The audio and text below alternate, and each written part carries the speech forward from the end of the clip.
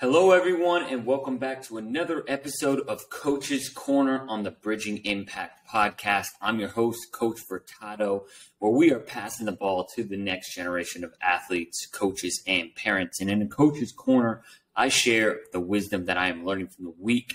I listened to a really great podcast that helped flip my mind and think about something in a way that I didn't realize is a big challenge for athletes. And one of the things that makes me incredibly frustrated, and I am guilty of doing this as well, and I'm trying to get better at not doing it, is saying, what is wrong with this generation of athletes? You've heard it before. You've heard it from parents saying, what's wrong with this generation of kids? But at the same time, if we want to teach empathy, if we want to teach just an ability to understand people and listen and empathy, we have to understand that when we were kids, even me, like I'm only 24 years old. I grew up, I had a smartphone in my first year of high school. I think I might have had I had an iPhone by the end of my time, maybe junior, senior year. I'm not sure. Social media was not where it was. When we were kids, we did not go through a pandemic where we got, especially here in California and on the West Coast in Oregon, that's what I can speak of. A lot of classes were canceled. Kids were at home. Kids' technology uses skyrocketed. And there wasn't quite the same social media. And that's from me. And I'm still I am a young coach, right? There are a lot of coaches out there that say, what's wrong with this generation of athletes? And that are like 40 and 50. And think about it. At that age, I was listening to a podcast by Stephen Mackey, who I'm going to have on the podcast here in a few weeks. And I'm very excited for that. He talked about when he surveyed a ton of young athletes across the United States. We're talking in the cities and rural. And the biggest challenge that they had, they felt like they were always striving for something and never enough.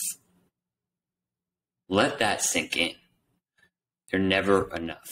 So if you think about it, the reason I give this context is because they are on social media. So I'm going to take myself, for example.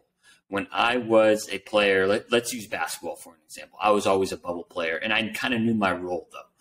But think about this. If I start going on the internet and recognizing, seeing all these kids playing, AAU, and, they're posting these videos, I'm going to start feeling like I am not enough because, I see, let's say 20 players on the internet I don't even know that I feel like are the same age of me, that are better than me, and all I'm seeing is their highlights, of course, right? And we're comparing, even myself, right? Like I have to be protective of the Bridging Impact brand. And maybe sometimes I'll post like a funny picture of like misses, but if I'm going to post a video of kids I'm training, I want to post the shots that they make, right? But that means we don't post all those hours and hours and hours under there of the missed shots, of the practices where you wake up and you're tired and when you're not at your best. And so this generation of athletes feels like they're always striving and they're never enough because they can look on the internet and they always see someone that's better than them. Always. So what can we do about that? There is one question we can ask consistently in our programs, with our kids, with our teams, that will help us recognize the progress we have made. What are you proud of? What are you proud of? And the first time you're going to ask this question, you're going to get looked at like, you have four eyes or, you have horns on your head, because as coaches and parents, and a lot of times teachers as well, we're always talking about what we can improve on. What more can we learn? What more can we learn? And the society is telling them that as well, social media. And so we have to look in the mirror and ask ourselves, what are we proud of? And maybe as coaches, we have to do that first and model it first. Hey, I'm proud of, one thing I need to work on for sure is not yelling at the refs as much as I used to when I was a player and then as a young coach. And now, I got a season coming up. So that's something I want to work on. And I want to be proud of by the end of the season, that I am not a nuisance to the refs. And that's something that maybe I can share with my players.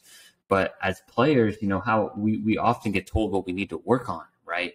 So thinking about what are you proud of, number one, you just have to ask that question. And not one time, and it doesn't have to be at every practice, But, I think a good time to do it is after a 3-game win streak. Sometimes it's even after a 2-game losing streak, right? What are you proud of, right?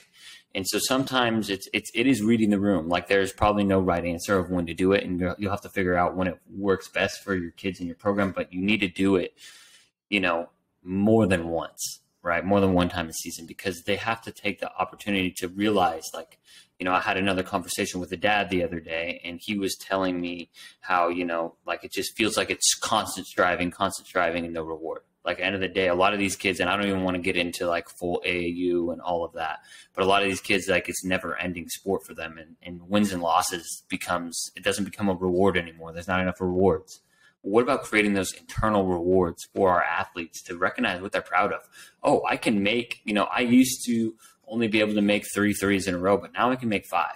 All right. That is, if you help articulate that for them, because that's my number 2 point. A lot of our athletes are not going to be able to do it, especially, like young boys. They feel like that's cheesy, and they shouldn't be, that's not something they always need to be getting better and better and better. And that's hard. But if you help articulate, hey, let's use this 3, for example, you make 5 threes in a row versus 3, that's 40% better. Now, if you make, 6 threes, that's going to be 100% better than where you were, let's say a month ago, 2 months ago. That means you're becoming a better player and starting to put it in specific and genuine and truthful. Like, then they can be like, okay, wow, I really am getting better, right? Because you get that personal connection with the coach. Versus, like, on the internet, they go and watch, not even Curry, but let's go watch, someone else that's on the internet that's around their age make 12 in a row. And they're like, oh, I got to get to 12, right? Instead of celebrating their wins and where they've gone there. So as a coach, we have to articulate to them what we're proud of, what we see from them. And another thing I used in the newsletter was, like, attitude wise, right?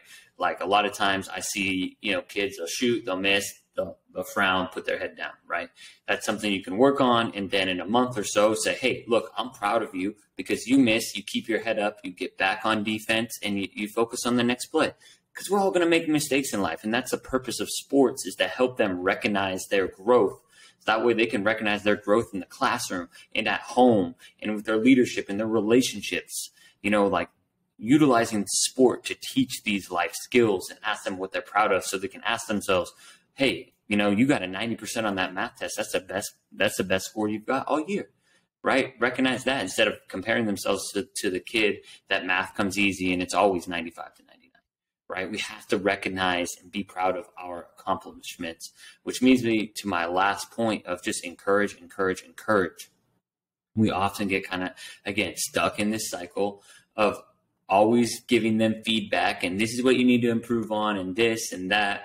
And which is great. Like, you need that too, but it's not the only thing that exists. You need encouragement. They need to be told what they're proud of, what they're doing well, right? So it's like, you have to reward that behavior that you are seeing, and then teach the behavior that you don't want to see. So, let's say, hey, they're not making as many 3s in a row.